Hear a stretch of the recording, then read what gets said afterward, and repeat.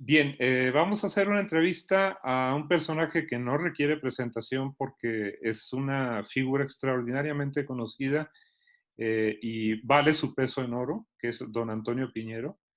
Eh, una pequeña anécdota, yo he pasado años leyendo algunos teólogos como Gerd Tyson, John Mayer, Schillebeeckx, Flusser, y francamente cuando yo empecé a leer a don Antonio Piñero, eh, sentí que los otros se empequeñecían, se eclipsaban. O sea, muchas dudas que quedaban leyendo a otros autores que intentan reconstruir la figura del Jesús histórico se ven realmente pequeños al lado de los logros que ha eh, alcanzado don Antonio a lo largo de más de 50 años de investigación del Jesús histórico, y cada libro que escribe es una revelación.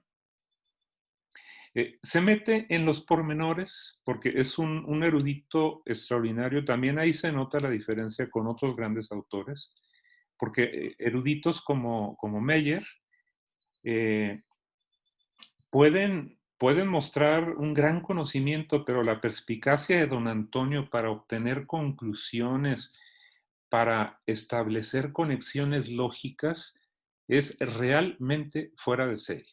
Entonces, la entrevista que le vamos a hacer hoy es una entrevista acerca de su último libro, que es como continuación de un primer libro, que es una aproximación al Jesús histórico. Este libro se llama El Jesús histórico, otras aproximaciones. Aborda en una primera sección a autores que quisieron acercarse a Jesús históricamente, pero que mezclaron la perspectiva teológica y la histórica. Y en una sección a autores que realmente alcanzaron, bueno, por lo menos hasta un punto bastante razonable, eh, a utilizar los métodos históricos sin mezclarlos con el Jesús de la fe.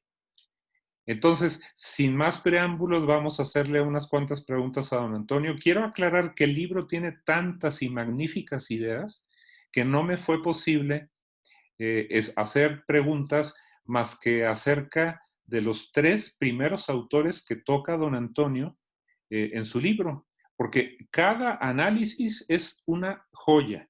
Yo espero, tengo la esperanza que algún día se publique todo el blog de don Antonio Piñero en libro o en libros, porque es una barbaridad el número de comentarios interesantísimos, cada uno de ellos, que hacen su blog y que es ampliamente conocido en Europa, en América cada vez más. Y en fin, voy a las primeras preguntas, don Antonio, si le parece bien.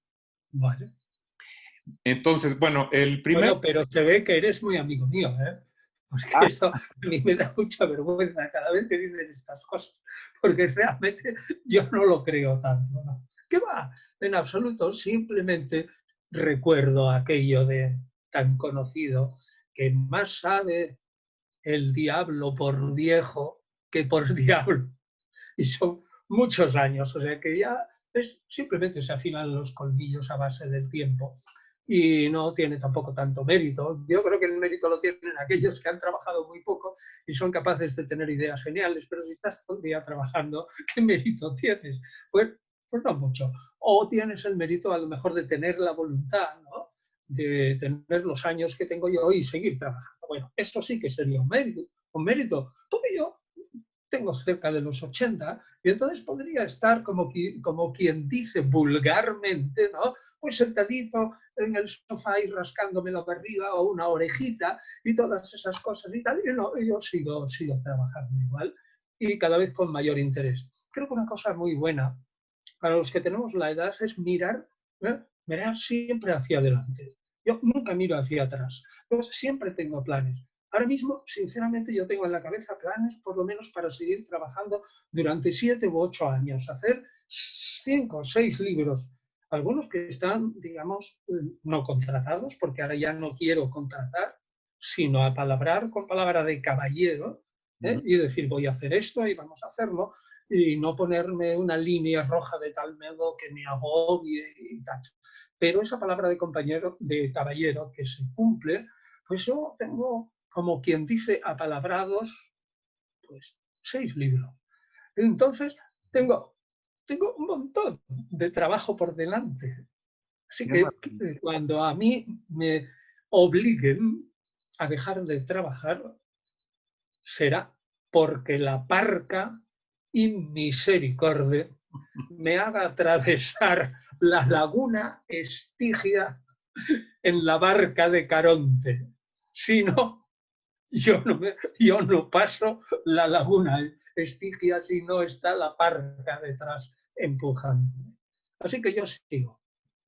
Claro, Murieron ah, con las botas puestas, ¿no? sí. Morir con las botas puestas. Bueno, es que ahí se ve otra característica de don Antonio, que tiene una pasión tal por el tema que difícilmente sin una pasión así hubiera logrado lo que logró, porque quiero decir que una de sus virtudes más destacadas es la sencillez socrática. Y es que con el mismo esfuerzo, otros investigadores que se han pasado también toda la vida estudiando la figura de Jesús no han llegado tan lejos. Entonces yo pienso que es algo más que trabajo. Es talento, pasión y trabajo. Bueno, pues si usted lo dice, bien, pero vamos, a la verdad, sincerísimamente, yo no me tengo a mí mismo en alta estima. Pero sí, solo como trabajador. Bueno, dejémoslo y Muy venga, adelante. adelante, muy bien. Entonces, bueno, el primer autor que don Antonio aborda es un español, Vidal, y en relación a la crítica que hace don Antonio Vidal, que todas las críticas son extraordinariamente rigurosas, imparciales, me parece a mí. Eh, Hay muchos temas que menciona Vidal, Senen Vidal, eh, y uno de ellos es el reino de Dios.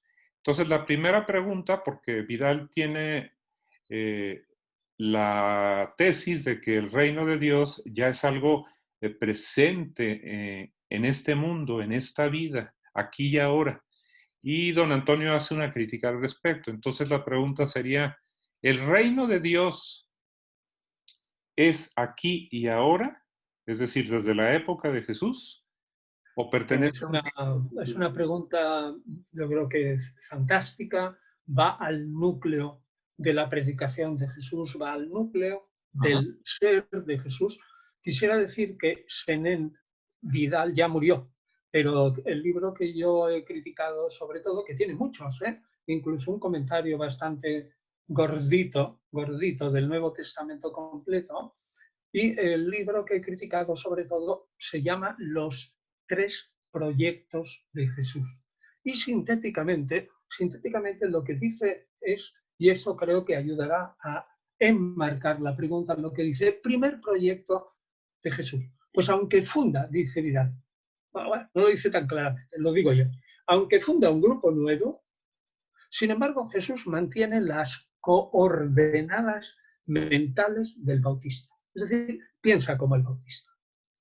Y ya está, como Juan Bautista. Entonces no hay ninguna novedad especial, porque Juan Bautista había llamado simplemente al reino futuro, había proclamado un Dios justiciero, había obligado a la penitencia, había acogido a todo el pueblo. Jesús también. Ese es el primer proyecto. Y dice Sermida, bueno, bien, es interesante, un señor que sigue las huellas de su maestro, más o menos. El segundo proyecto es cuando Jesús entonces se pone a predicar el reino de Dios, y allí ya le da matices nuevos y propios. Y los matices nuevos y propios, uno es este del reino de Dios que ya ha comenzado en el presente, dice él.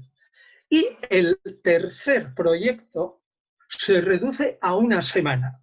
Claro, y esto también lo critico muchísimo, porque es que Jesús entra en Jerusalén y en una semana cambia toda su mente y cae en la cuenta que casi Dios exige su muerte para que venga el reino, que él casi también se ha formado la idea de que tenía que ir a Jerusalén para morir, aunque fuera, en fin, un poco semiconscientemente, y además lo tremendo es que funda un culto nuevo. Funda un culto nuevo, rompe con el judaísmo, no solo con la presencia de Dios ahora aquí, sino que al fundar la Eucaristía, pues rompe, digamos, de algún modo con el judaísmo. Entonces, esto del el núcleo de la predicación de Jesús, cómo entendía él el reino de Dios presente ya ahora, pertenece al segundo proyecto o programa de Jesús antes de que llegara la semana final en el que todo cambia. Y ahí se forma un proyecto revolucionario, pero que cambia en 5 o 6 días. Bueno, es extremadamente raro, pero en fin, eso es lo que dice Senenvidad. Entonces, el reino de Dios, yo quiero decir rápidamente la solución, para que luego podamos desgranar. En mi opinión, después de mucho estudio y siguiendo una corriente de investigación, llamemos independiente, pues opino que son muchísimos más los pasajes en los evangelios y mucho más claros que afirman con rotundidad que el reino de Dios es algo futuro, que otros pocos, oscuros y debatidos, que afirman que está ya empezado y que simplemente en el futuro solo alcanzará su plenitud. La perspectiva es radical, ¿no? Repito, la solución va por este camino. Son muchos más claros, casi evidentes y rotundos los testimonios evangélicos que afirman que el reino será en un futuro y además en la tierra de Israel, aquí en la tierra en algún primer momento, que los que afirman lo contrario y a los que se les da una excelencia que no tienen, a saber, como que el reino se ha implantado ya y que simplemente, como está dentro de los corazones, lo único es que va lentamente desarrollándose entre los hombres y al final de los tiempos, dentro de 5.000 años o 10.000 o los que sea, entonces llegará la eclosión. ¿Y cuál es la solución? Quiero adelantarlo también para que se vea. La solución no está muy clara en Marcos, sino en el evangelista Marcos, el primero cronológicamente, sino extraordinariamente clara, me parece a mí, aunque hay que leer entre líneas, en el tercer evangelio, el tercero que se compuso, que es el evangelio de Lucas. El orden es Marcos, cronológicamente Mateo, Lucas. ¿Y qué es lo que pasaba cuando Jesús muere en el año 30, o pongamos 33? Según algunos, yo lo dudo, unas veces pienso que es mejor la fecha del 33, pero en fin, casi, pongamos el año 30, abril del año 30. En el momento en que escribe Lucas, pues es muy posible que estemos en el año 85, 90. ¿Eh? Es decir, que han pasado 60, 65 años después de la muerte de Jesús. Es así que los primerísimos cristianos, Pablo incluido, estaban absolutamente convencidos que el reino de Dios iba a venir enseguida, es decir, tomando por testigo a Pablo, que es quien lo dice especialmente, en su propia vida. El reino de Dios, el final de este mundo presente, la extracción de los buenos y la ida al paraíso, según Pablo. Pablo tiene sus ideas del reino de Dios, ahora no nos vamos a meter, pero el reino de Dios llegaría en su vida. ¿Sabes lo que es eso? Cuando dice en Primera Tesalonicenses claramente en el capítulo 4, en los versículos 13 a 17, que los que estamos vivos, después de que los hermanos en la fe ya muertos hayan resucitado, seremos arrastrados por las nubes y cabalgando sobre las nubes o transportados sobre las nubes, seremos llevados al paraíso y allí estaremos con el Señor siempre jamás.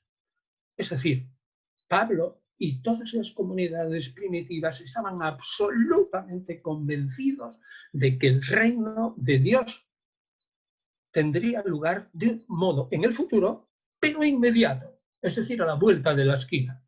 Como que dice 10 años de la vida de Pablo. Todo lo más. Pero ¿qué pasa con Lucas? Pues que ya han pasado, como digo, 65 años. Esos son demasiados años para una inmediatez. La Iglesia empieza a sentir vivamente el problema teológico de que Jesús estaba convencido de que el reino vendría enseguida a Israel y que Pablo lo mismo. Y para la Iglesia en general, de Lucas y de todo ese entorno, el gran jefe era Jesús, por supuesto, pero como base y fundamento. Pero el otro jefe era Pablo y su teología. Y entonces dice, bueno, es que las dos personalidades de las que depende mi cristianismo me dicen que el fin del mundo es inmediato. ¿Qué pasa que está durando 65 años? ¿Y sabe lo que se le ocurre a Lucas? Él es el que tiene la idea genial de decir, Jesús en verdad lo que quiso decir es que el reino con su presencia había empezado ya y que estaba dentro de los corazones, Lucas 17:20, dentro de los corazones de cada uno y que por lo tanto el reino es invisible. El reino no es presencial, no es material. ¿Ha empezado ya? ¿Qué más da que se retrase 100, 2000, 3000 años? Enseguida la teología ayudará después de Lucas y dirá, eso lo dice Segunda Pedro, claramente, y Primera Pedro también. ¿Por qué? Bueno, sobre todo Segunda Pedro. ¿Por qué se retrasa la parucía? Y dice el autor de Segunda Pedro, es Paulino, en el fondo. Dice, pues hombre, ¿cómo preguntas eso? En primer lugar te responderé que 1000 años para Dios son un día. O sea que tampoco hay tanto retraso desde el punto de vista divino. Y segundo, por favor, piensa que la inmensa misericordia de Dios retrasa la venida del juicio final previo al reino para que se salve el mayor número posible de hombres. Esa es la solución de Lucas. Y fíjese que es una solución fantástica. Si yo de algún modo indico que el reino de Dios ha empezado ya lo solucioné todo. Es que está resuelto el gran problema del incumplimiento. ¿Sí o no? Sí, definitivamente. Sí. Definitivamente resuelto. Ahora bien, los evangelistas, por muy propagandistas que sean de su fe, la suya, en Jesús, en la que mezclan pues, el Jesús de la historia con el Cristo de la fe, resucitado, exaltado en los cielos, juez de vivos y muertos, Señor de todos, etcétera y tal, lo que describe Pablo y también Pedro, según Lucas, en el capítulo 2 de los Hechos, pues resulta que entonces esos evangelistas son tan honestos, y debo decirlo, que introducen material en los evangelios, sobre todo Lucas, que va en contra. En Marcos digo que no está claro. Pero Lucas, sí, Marcos tiene otras ideas e introduce material en contra de sus ideas, material sobre Jesús. Como un ejemplo, el bautismo. Inmediatamente, en cuanto salió el Evangelio de Marcos, en cuanto se difundió por los pocos cristianos que había en el año 70, no sé, serían 2000 o 2500, ¿no? Sí, por ahí, entre 2000 y muy pocos. Hombre, pues mira, el Evangelio de Marcos y todo esto y tal, y afirma lo del bautismo. Inmediatamente las mentes clarividentes empezaron a temblar. Dijeron, ¿cómo? Un ente que después de la resurrección está elevado a la diestra de Dios. Era un pecador, en vida.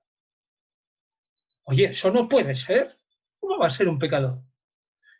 Segunda solución. Pues si no era pecador, fue al bautismo para hacer teatro. ¡Qué horror! ¿Cómo va a hacer teatro el Hijo de Dios y engañar a los demás no siendo pecador, simulando que es pecador para que los demás que son pecadores? ¿Comprendes? Eso es un problema gravísimo. Y sin embargo, el bautismo está ahí. Es lo que Puente Ojea, uno de los autores que yo pongo bien, llamó material furtivo de los evangelios. No porque fuera furtivo, pero los evangelistas lo ponen por todas partes, sino, repito, porque los evangelistas, aunque sean propagandistas, intentan ser en muchos casos nobles. Y si tienen datos de la tradición que no pueden ocultar, pues no lo ocultan. Y se acabó. Ya vendrá la teología y lo arreglará. Pues no lo ocultan. Hay 7, 8, 9, 10 pasajes clarísimos sobre el reino de Dios futuro, y todo en el conjunto de la vida de Jesús es la inmediatez, y como digo, en la vida de Pablo. Pues hay que arreglarlo. Y la mente genial que lo arregló fue Lucas. ¿Qué te parece? Extraordinario. Sí. Pues con eso se resuelve. Entonces ahora, naturalmente, todos los que tengan una conciencia creyente, al enfrentarse al mismo problema, en principio, sobre todo también, si escriben para un pueblo no demasiado culto, ¿cómo van a airear que Jesús se equivocó?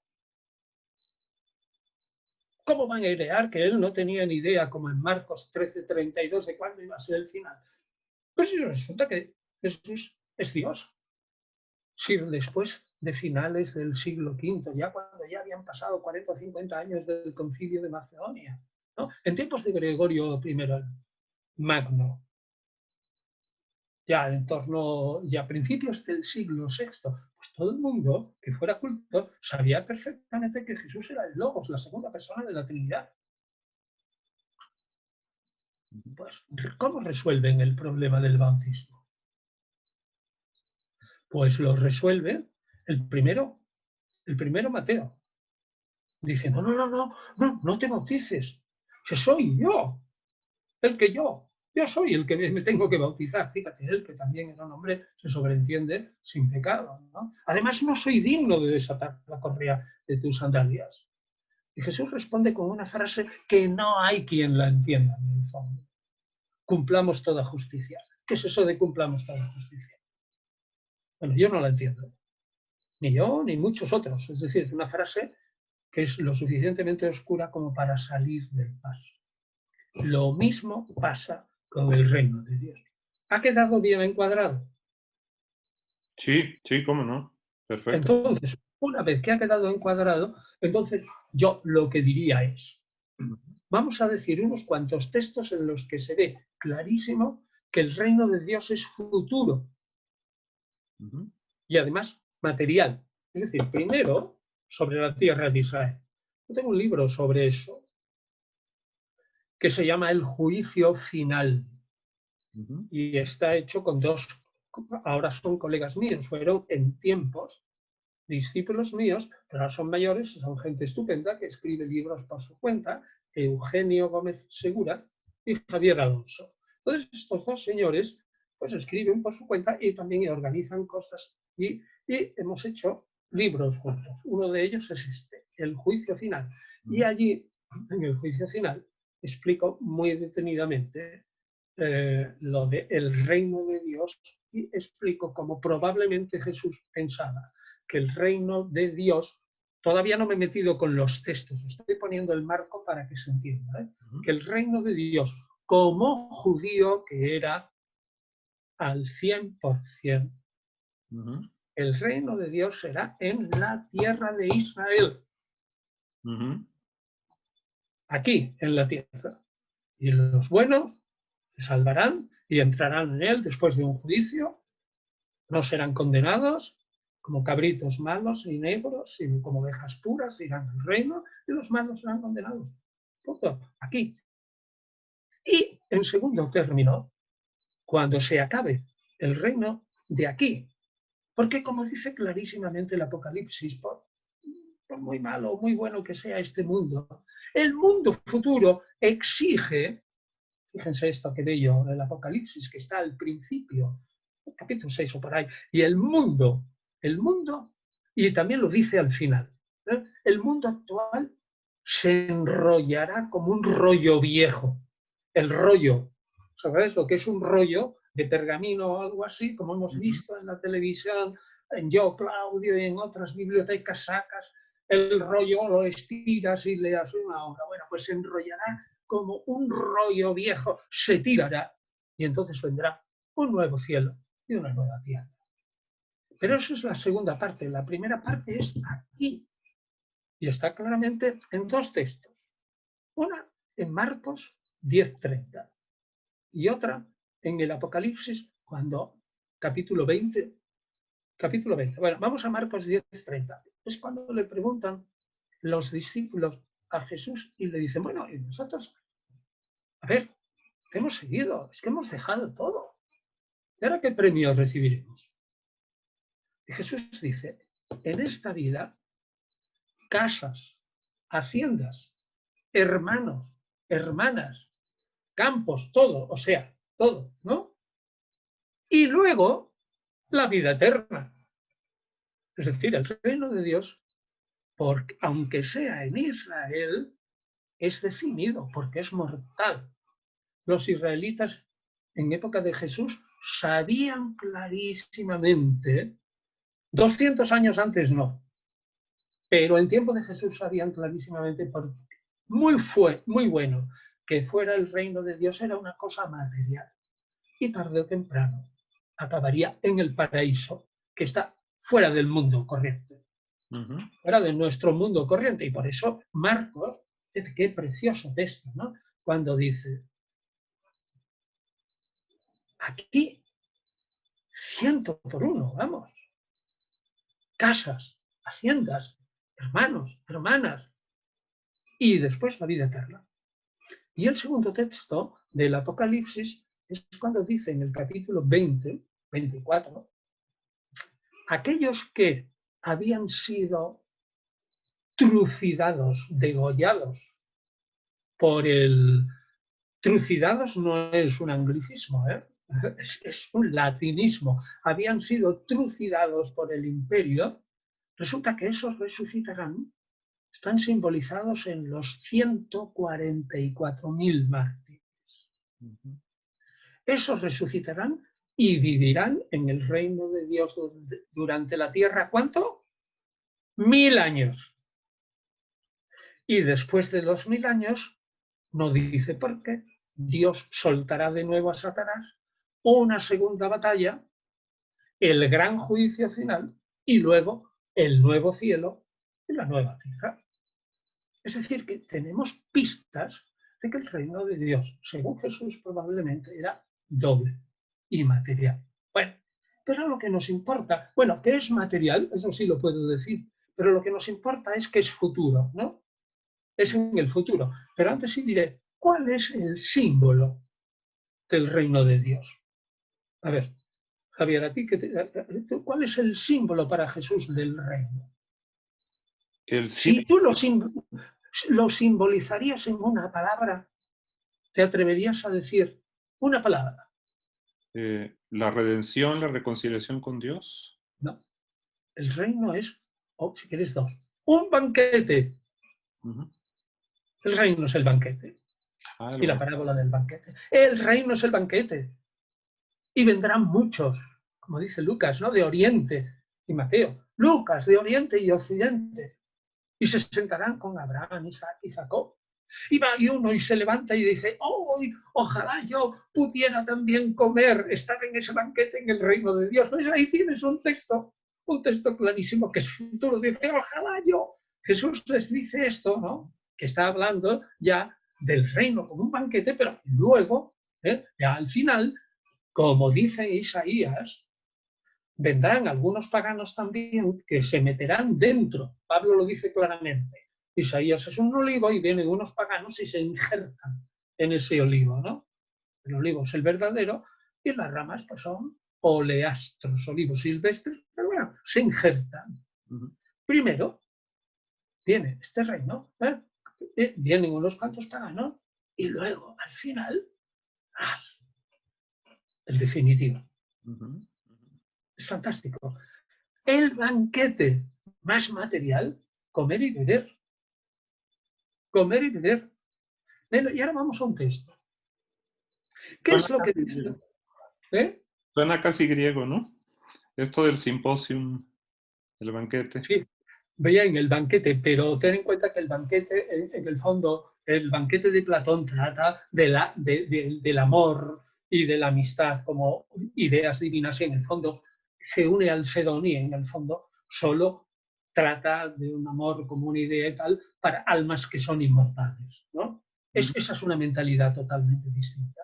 El banquete de Abraham, Isaac y Jacob es un banquete en el que había un cabrito y había un montón de cosas y tal. Y, ¿no? El banquete un tanto, digamos, un poco más etéreo, lleno de discursos del de Platón. Vale, o sea, que entonces eso queda claro, ¿no? Ya hemos visto un montón de cosas.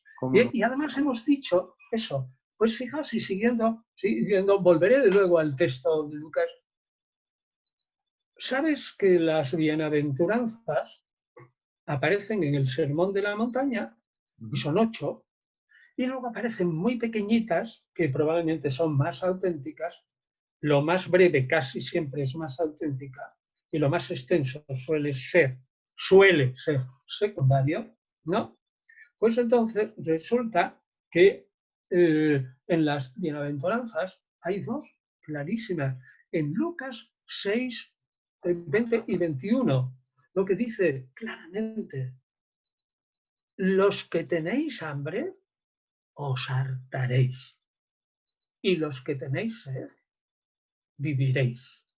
Y en Mateo se dice: y los pobres heredarán la tierra. Y aunque Lucas dice que el reino de Dios, o también en la de vosotros es el reino de Dios, ese no significa que haya empezado ahora.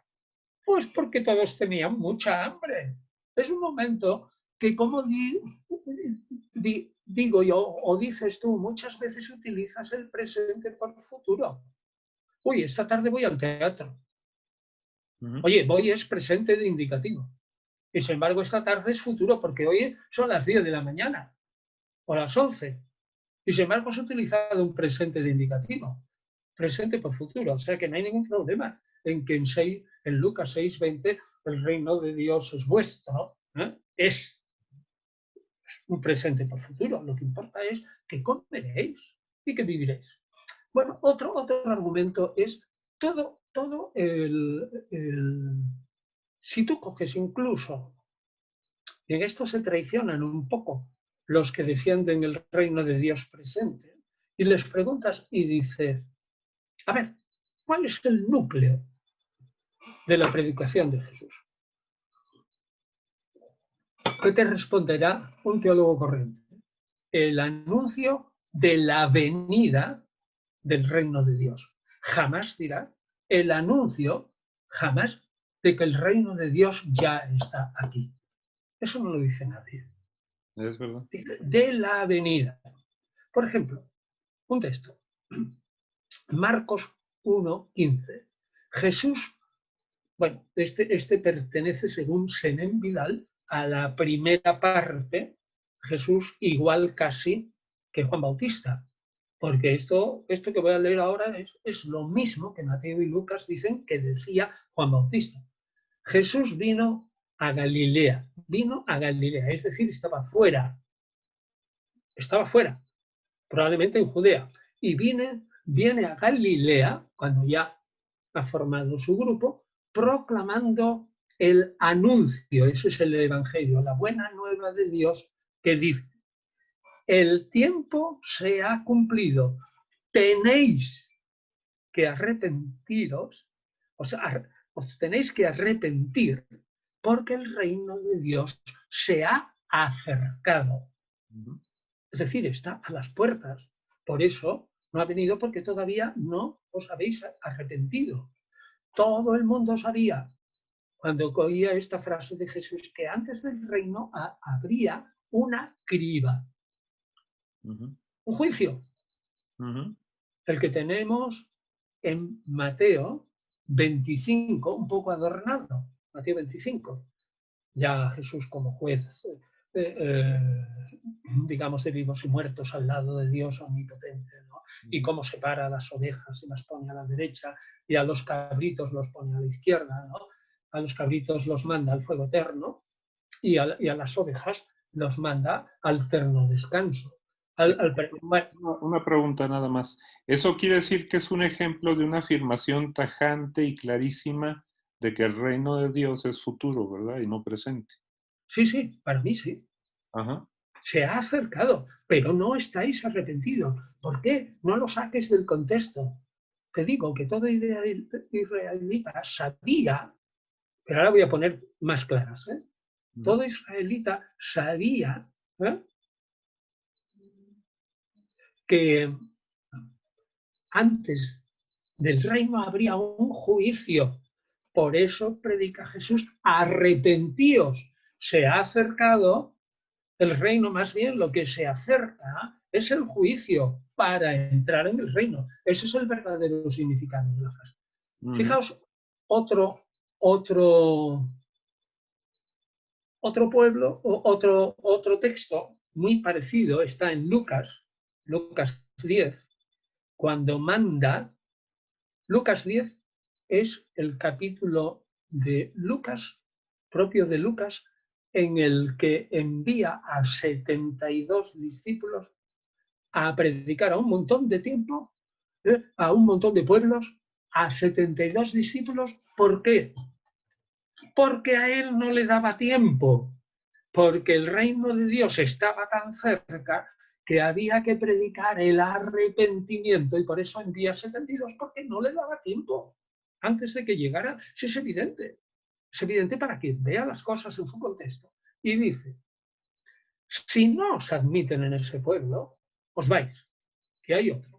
Y dice, y hasta el polvo de ese pueblo que se os ha pegado en las sandalias, sacudidlo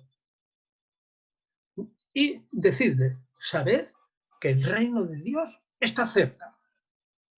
Es decir, no queréis arrepentir, no queréis el arrepentimiento, allá vosotros. Sacudo el polvo, me voy a otro pueblo. Sepáis que el reino de Dios está cerca. Solo tienes en Lucas 8, en Lucas 10, 8 y 12, capítulo 10. ¿Vale? Excelente. Bueno, otro texto. Mira, Marcos, cuando la entrada de Jesús triunfal en Jerusalén. Ujú. Tanto Marcos como Lucas, sobre todo, Lucas especialmente, señalan que Jesús es proclamado por las turbas, las que fueran muchas o pocas, por las turbas, es proclamado el rey. El rey es el Mesías, ¿no? Ujú. Y el que va a traer es el reino de David. Cuando en Marcos 11, capítulo 11, 9, 10, Marcos escribe que las turbas decían, bendito el reino que viene de nuestro padre David. ¿Qué quiere decir eso? Que está en Ese futuro. reino va a venir enseguida, pero es futuro. ¿Por qué? Porque el reino de su padre David, que todo el mundo lo sabe, David, el gran rey de Israel, va a consentir, siendo él rey, encarnado en Jesús, que los romanos estén en Jerusalén. Hombre, por favor, no pienses eso de esa frase, porque eso sería no entender ni media palabra de la mentalidad de los israelitas del momento.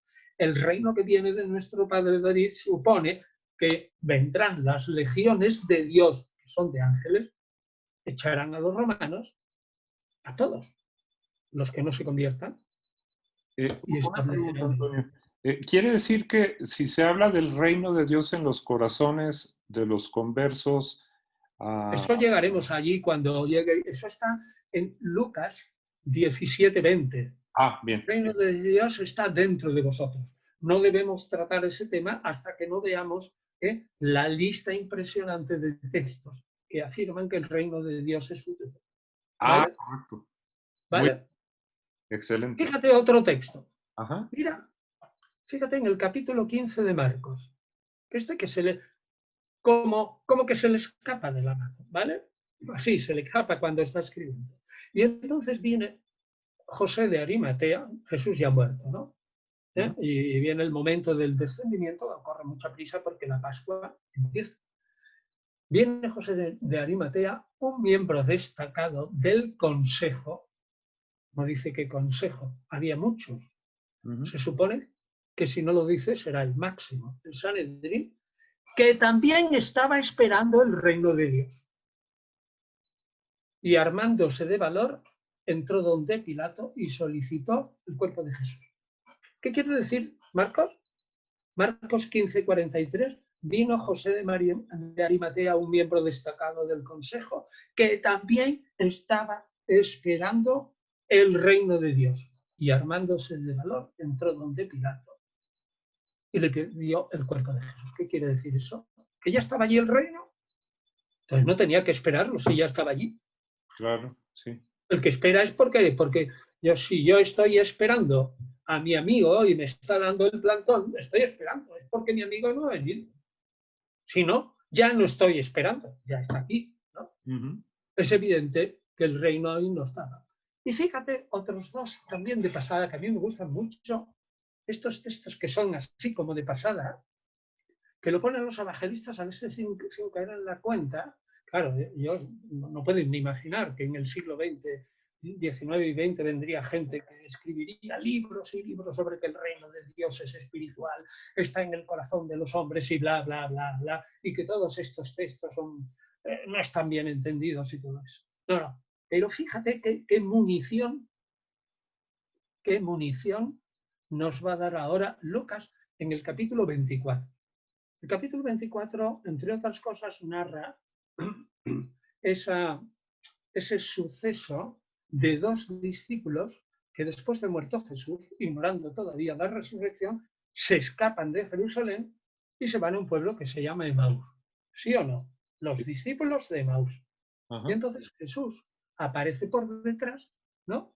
Y entonces ellos no lo reconocen hasta más tarde, pero Jesús le va explicando cómo era necesario que el Mesías, en contra de lo que dicen vuestros colegas judíos, les hablaba Jesús, dice, tenía que padecer, pero luego resucitar. Y entonces, antes, Jesús les mira, antes de lanzarle esa parrafada tan consoladora, explicándole las Escrituras, les mira la cara y les dice, caramba, qué tristes estáis. Vaya cara de tristeza que tenéis. ¿Qué os pasa? Y dicen los demás, ¿pero qué dices que nos pasa? ¿Es que tú eres el único que no sabes lo que ha ocurrido en Jerusalén? Pues eso, ese hombre, el profeta de Galilea, que se le llama profeta, o sea, un hombre, lo llama Dios, el profeta de Galilea, dice, y nosotros nos vamos de Jerusalén totalmente defraudados allá, porque nosotros esperábamos que sería él el que iba a librar a Israel. ¿A librar de qué? ¿De quién? Del poder de los romanos. Pues claro, y del poder también de Anás y de Keifás y de toda esa gentuza de todo el que estaban con los romanos. Así es, sí. Hombre, y que es así, no tiene nada más que ir al Evangelio de Lucas. Vete al Evangelio de Lucas, al principio, donde está el Magnificat, el canto de María. Bueno, yo cito de memoria, claro, muchas veces es exacto, pero otra un poquito para arriba o para abajo, pero da igual. Bueno, es aproximadamente en 1:45 de Lucas, cuando canta María y todo eso, la liberación de Israel. Pero sobre todo en 1:76 y por ahí, cuando Zacarías, en ese canto, el canto de Zacarías, pues entonces resulta que dice qué es lo que va a hacer el Mesías, repite 2 o 3 veces machaconamente, y nos liberará de nuestros enemigos, y nos liberará, y sacará a Israel y barrerá a todos los enemigos. Esa era la mentalidad del pueblo. Pues bien, en Hechos de Apóstoles, en el capítulo 1, inmediatamente antes de la ascensión, sus discípulos, que no eran tontos, que habían estado como mínimo un año con él. Hombre, alguien dirá, es que los discípulos eran tontos. Paréntesis. Hombre, no digas tonterías. No caes en la cuenta que si dices que los discípulos eran tontos y no entendían a Jesús, indirectamente estás diciendo que Jesús era un pésimo pedagogo y que no tenía ni idea de cómo explicar las cosas. Si resulta que yo estoy un año entero con mi maestro y no me entero de lo que dice, ¿de quién es la culpa? Pues del maestro. Evidentemente, el maestro es un lerdo. Pues cuando dices eso, estás diciendo que Jesús era un lerdo, y Jesús no era un lerdo, era un maravilloso expositor y un hombre clarísimo que hablaba en parábolas clarísimas y que las multitudes le seguían. Y dice, estos apóstoles que, repito, sabían perfectamente cuál era la mente del maestro. Señor, fíjate ese nombre, este es el momento en el que vas a restablecer el reino de Israel. Más claro ahora. Sí, clarísimo. Más claro ahora.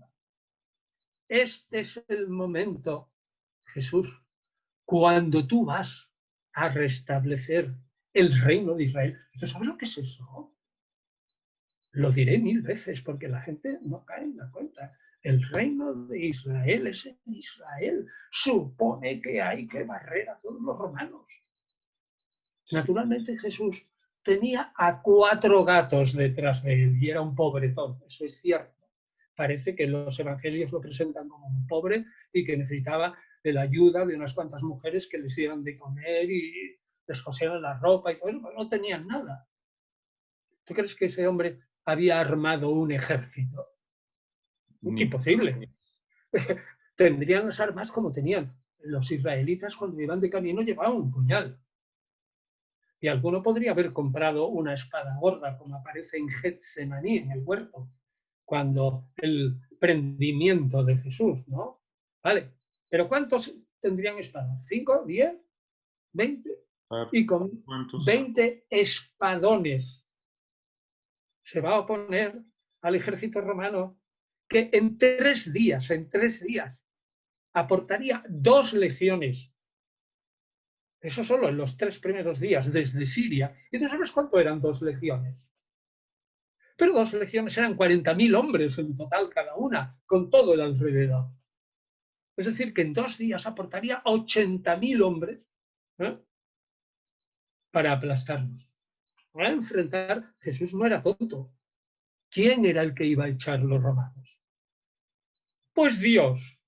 Sí, claro. Sí. Y ya lo dice Mateo, claramente. Vamos a ver, el 26 o 27, cuando Jesús le dice, oye, que yo no quiero inmiscuirme aquí en nada, digamos, terrenal, está en un momento de tensión con los romanos. Ya lo hará Dios cuando quiera. ¿Acaso no creéis que yo puedo pedirle a Dios que mande ahora 12 legiones de ángeles? ¿Sabes lo que son 12 legiones, no? Uh-huh. Pues si un ángel puede con 100.000 legiones, pues no te quiero contar 12 legiones de ángeles. Uh-huh. Es decir, vuelvo al texto de aquí entra lo que tú has llamado el Jesús como un celote moderado. Más que celote. ¿Podrían tener esa imagen de él?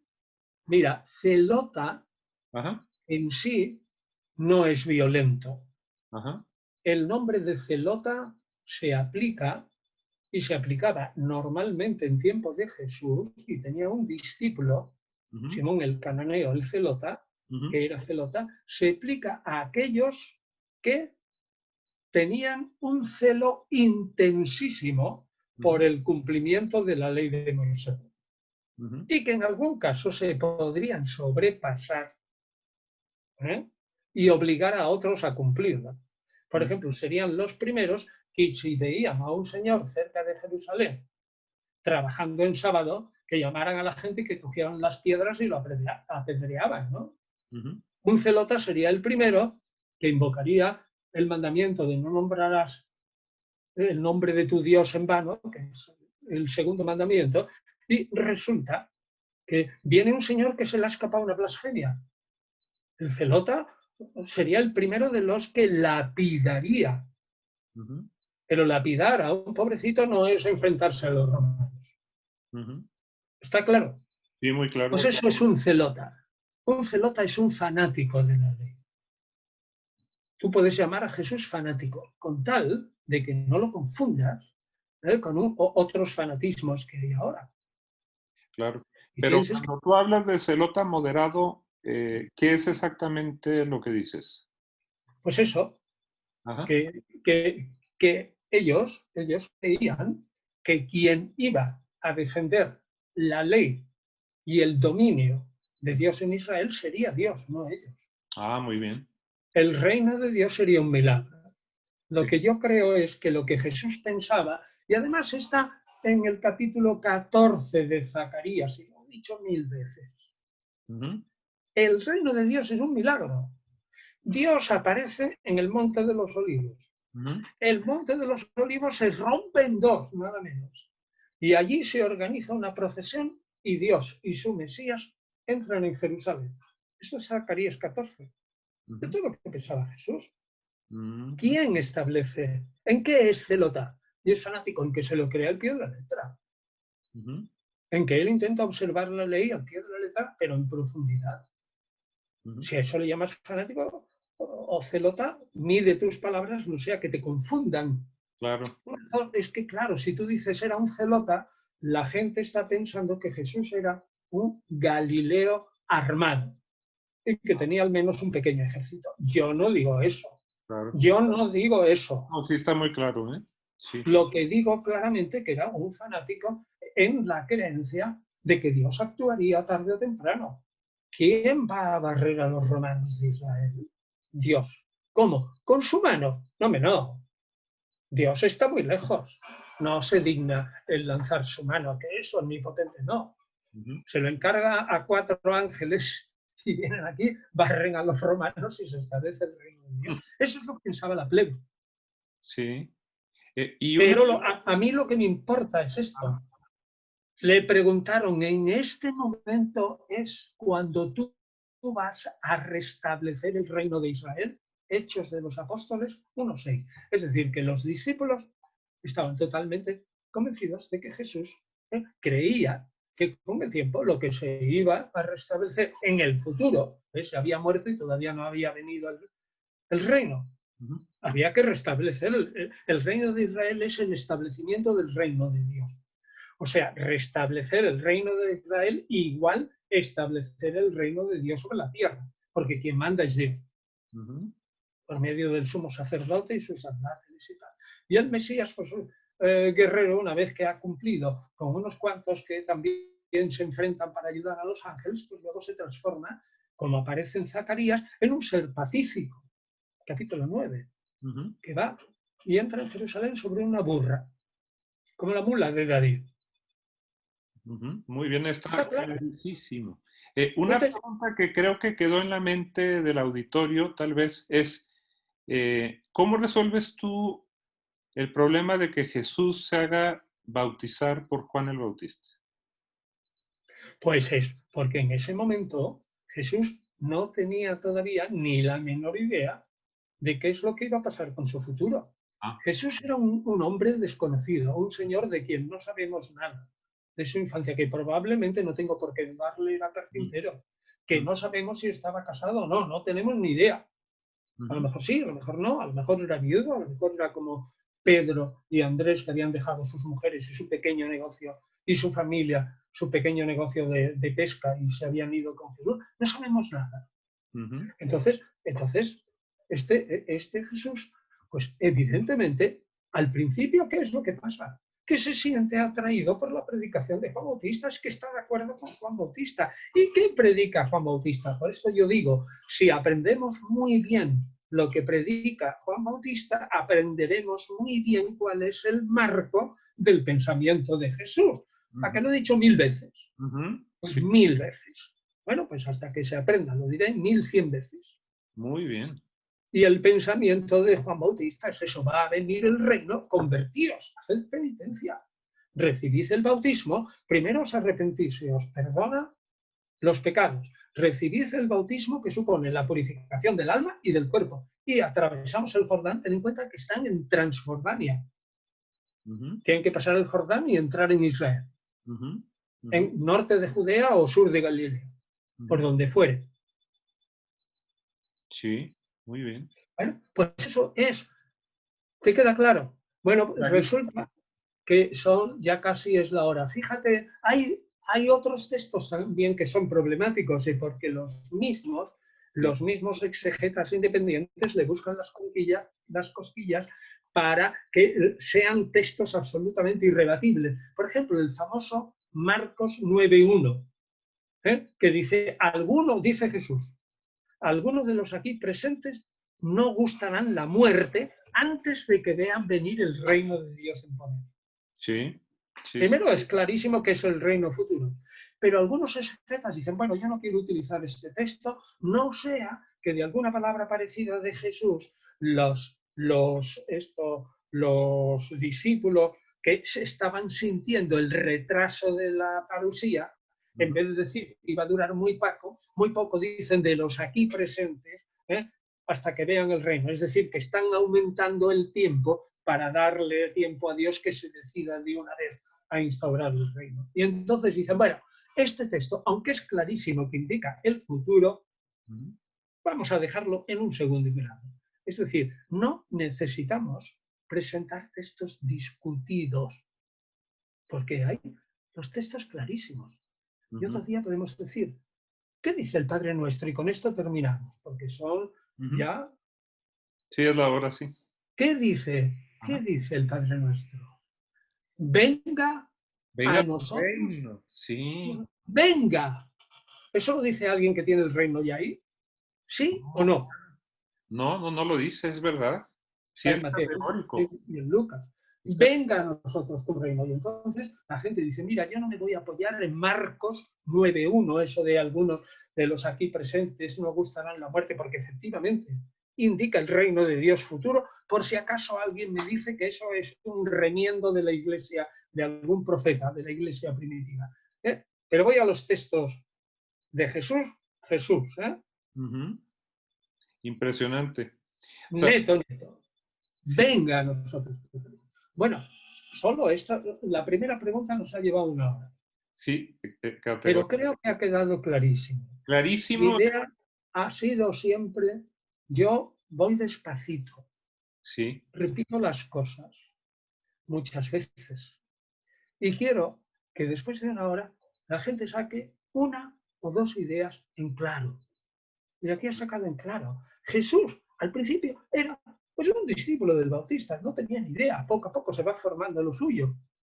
Y es clarísimo que él tenía una mentalidad judía, que tampoco hemos dicho. A ver si me encuentras, si te doy el premio Nobel, algún texto en los evangelios en que Jesús explique qué era el reino de Dios. Ni uno. Sí, claro. Lo que hay son parábolas que diga es semejante a o se parece a, y es como lo que ocurre con la cizaña, la perla, el tesoro, no sé cuánto y tal. Pero explicar lo que es el reino no lo explica ni uno. En todo caso, Marcos 10:30. Y es totalmente material y futuro. Luego, el reino de Dios de Jesús tenía que ser, si no lo explicaba, igual que la gente que tenía delante. Por tanto, vuelvo atrás. Si aquí, con estos argumentos, con esto que hemos dicho del Padre Nuestro, con esto del reino de David, con esto de las bienaventuranzas, yo creo que ya estamos poniendo una serie de textos que son irrebatibles.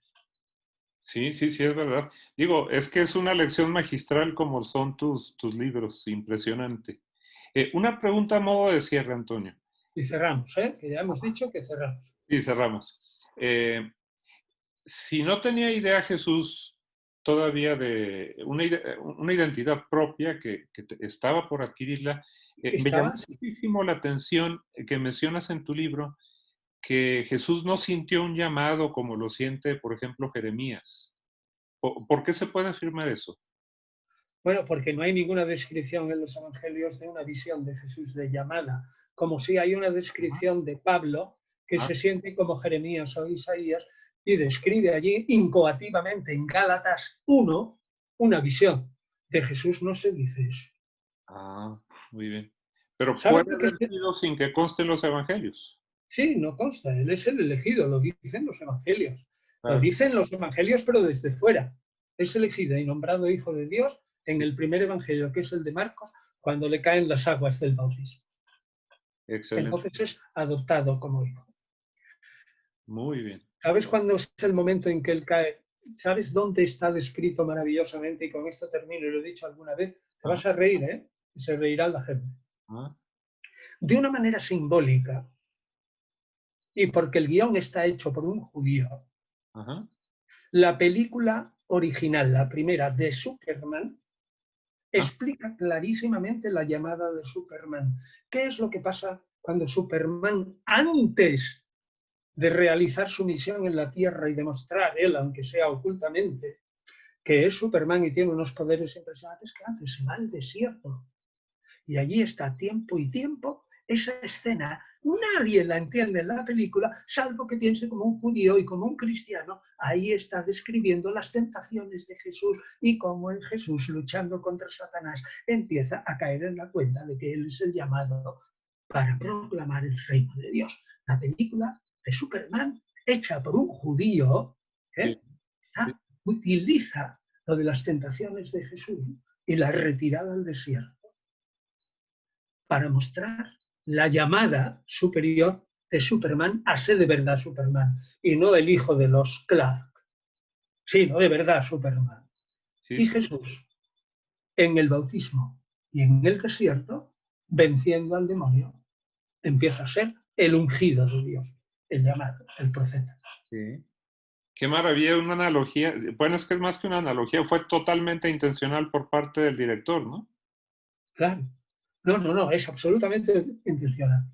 Esto utilizó el trasfondo de las tentaciones y se las aplicó a Superman.